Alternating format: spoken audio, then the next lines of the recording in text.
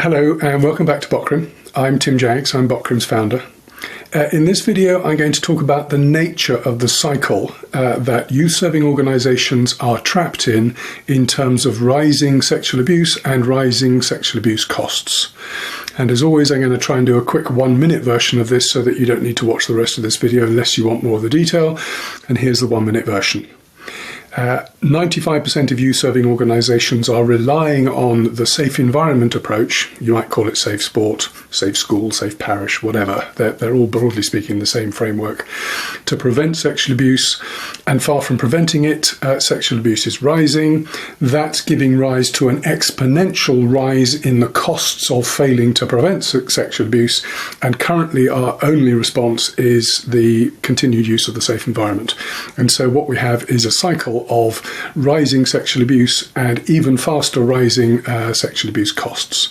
And that cycle needs to be broken because clearly ever rising costs is unsustainable for any youth-serving organisation, particularly when they're rising as fast as they now are, and with no sign in sight that either of those two, rising sexual abuse or rising costs, is going to change anytime soon. It certainly won't happen unless we do something to make it happen. And that's what Bokrim's all about. We're here to break this cycle and to make sure that the cycle doesn't reassert itself. Went on for a bit longer than a minute there, but that's the short version of this video. I'm now going to move on and slow things down a bit and just talk about the different components of this cycle so that you can get a clearer view of why it exists and why doing something about the safe environment is the solution to the problem. So, what is the safe environment? This is more just a reminder from the previous video. It's a 4-part framework involving 3 controls and 1 legal requirement. The 3 controls are that everybody who gets to work with minors and vulnerable adults should be criminally background checked, that they should also receive training in sexual abuse so that they understand how to identify it, what grooming looks like and what to do if they see it, that organisations should have policies in place to deal with one-to-one interactions to make sure ideally that they don't happen, or when they must happen, that they happen in a controlled way. And lastly, there is mandatory reporting. Individuals who work with minors and vulnerable adults are required to report to law enforcement or child protective services if they suspect sexual abuse is happening. The rules vary state by state. It's one of those peculiarities where one state determines that one kind of person is a mandatory reporter. In other states, everybody who is a mandatory reporter, insofar as anybody who suspects sexual abuse is required to report the suspicion. You need to check for your state to see how the mandatory reporting laws work in your state. But that's what a safe environment is, and it was developed many years ago, about 21 years ago in fact, so by the Catholic Church in response to what it then understood of the abuse crisis. It was a reasonable initial response to the crisis. The core problem is that it hasn't changed hardly at all, and certainly not enough, since it was initially put into place. And as a result, today, sexual abuse is rising. We know that, for example, adult-on-child sexual abuse has doubled in the last 10 years. I'd like to be able to say how it's changed over the last 20 years since the safe environment was introduced. I suspect there may have been a drop initially, but I now suspect that over the majority of that time that sexual abuse has continued to rise. And certainly a safe environment hasn't done enough to prevent child-on-child sexual abuse, not least because it was never designed to deal with child-on-child sexual abuse. The question of the costs that are rising, it's in 3 principal areas. Reputations are now ruined where they used to be completely protected by NDAs. The disruption to individuals' lives and organisation activities can be disrupted for up to 7 years, where maybe a year would have been a reasonably long time 10 years ago. And a large sexual abuse settlement today, far from being the $250,000 that it was 10 years ago, is today $25 million. That would be an exceptionally large settlement, but it's not the largest we've seen. The largest we've seen was $40 million, and the average settlement today is around about $8 million. That $8 million does include the large class action settlements that you see for the Catholic Church, for Michigan State, for Boy Scouts and various other others. So it includes all forms of sexual abuse, including historic sexual abuse. The $25 million that I referred to in the earlier video, and I'm talking about here, as the difference between 250,000 and 25 million, is relatively recent abuse for a single victim of that abuse. That's where the really big increase has happened. And the reason it's happened is that plaintiffs' attorneys, when they're standing in front of a jury, they list a whole load of things that the safe environment doesn't involve an organisation doing. So I won't go into the list here because it's so long, but there is a very, very long list of things that plaintiffs' attorneys now say, so you didn't do this, you didn't do this, you didn't do this, you didn't do this. And what they end up portraying is that you're lazy, you're stupid, you're incompetent, and you just don't care. None of which is true, but the problem is that it's very difficult to make that case. It's very easy for them to make that case, and it's very difficult for you to defend that argument when you followed the safe environment. And the biggest problem with the safe environment is that people have been led to believe that if they did it, or if they used its controls, they would keep children safe, and that even if they couldn't keep children safe, that they themselves would be protected. And that's the second element of the problem with the safe environment. It doesn't have anything to say about protecting organisations. It wasn't built for that. It was designed to protect children. It doesn't do that very well, but it doesn't do protecting organisations at all. So what does all this mean in terms of the cycle? I've kind of indicated a lot of this already, but the safe environment doesn't protect children well enough. Some of the controls, actually all the controls are important, no question about that. You wouldn't have a sexual abuse prevention system that ignored these controls. That you must have these in place, but on their own they are not enough to prevent sexual abuse. Even if they were, you would still need to keep adapting them, and probably more than they are already, or more than they have been over the last 20 years, because controls naturally lose their potency over time, if for no other reason than that abusers learn how to circumvent them. Certainly, with my experience in my background in insurance, I can point to a number of different examples of different risks where controls are implemented, and for a while that stops losses from rising. Then the controls lose their potency, and the loss costs start rising again. Controls are changed. They lose potency, change, lose potency. There's a step ladder that you can see for different types of risks where controls just simply need to be updated on a regular basis to maintain their effectiveness. And that hasn't happened with the safe environment. And that ignores its inherent weaknesses. So, for example, it's only intended to prevent. It doesn't look at mitigation at all. Either for the harm caused to survivors or to the organisations that fail to prevent sexual abuse. It's not systematic in any way, shape or form, so it's very often seen as a checkbox thing or a once and done thing. An organisation will put in place the capability to do the background checks.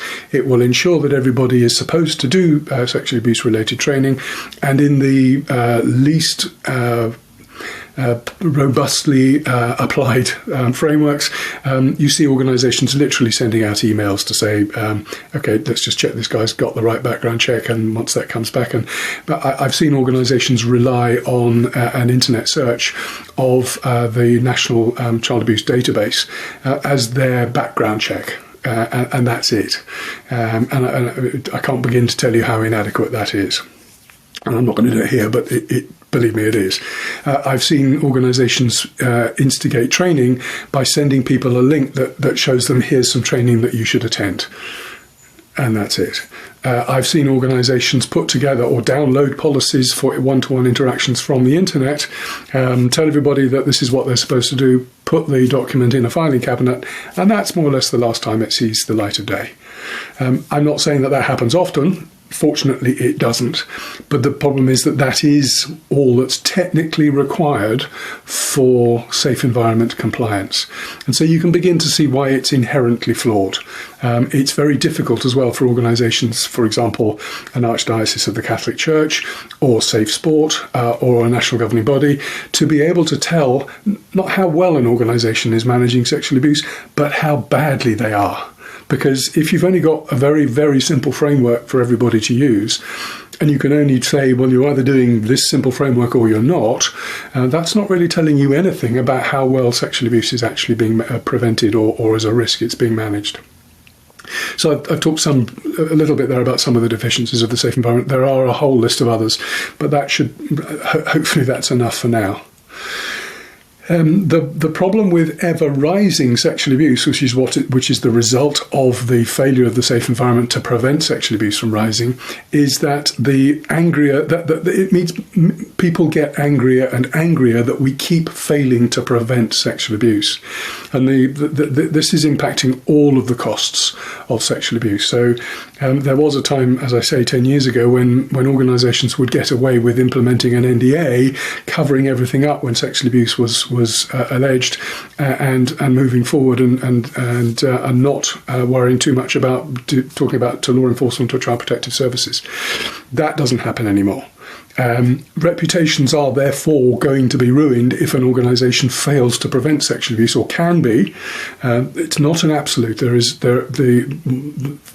The problem with the safe environment is that there is nothing there. You've got nothing. You've got no story to tell about how conscientiously you've protected children if all you've done is send those emails about background checks, training, and you've downloaded a policy and procedure from the internet. That doesn't give you any defence at all. And when too many organisations appear in front of juries with that kind of defence, it's no wonder that plaintiffs' attorneys have found really compelling ways to convince juries that we've got to keep punishing these people, and we've got to keep ratcheting the punishment, because clearly they're not getting the message that sexual abuse is unacceptable. And it couldn't be further from the truth that most youth-serving organisations, without a shadow of a doubt, want to protect minors and vulnerable adults as well as possible. And yet, the tools that they're given, they're not risk management experts, they don't know, the tools that they're given to do it are fundamentally inadequate. They also don't protect organisations from the consequences of failing to prevent sexual abuse. That, as I've already hinted, leaves them as a sitting duck, candidly, to both public opinion and to plaintiffs' attorneys. And on top of all of that, because of the rising frequency of sexual abuse and the exponentially rising costs of failing to prevent sexual abuse, the insurance industry is just going, we've had enough of this. We can't keep up with this. The insurers that are still offering the coverage are making it much harder to buy. They are charging a lot more, and they're covering a lot less. And so many organisations can't buy the coverage at all.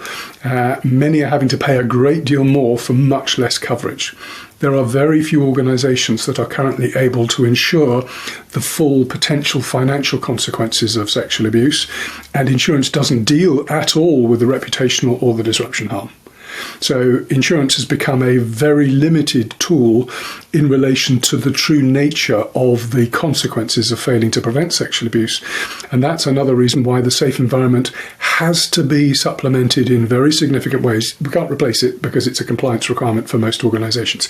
And you wouldn't want to replace it anyway. You wouldn't want to replace the underlying controls because they're important controls.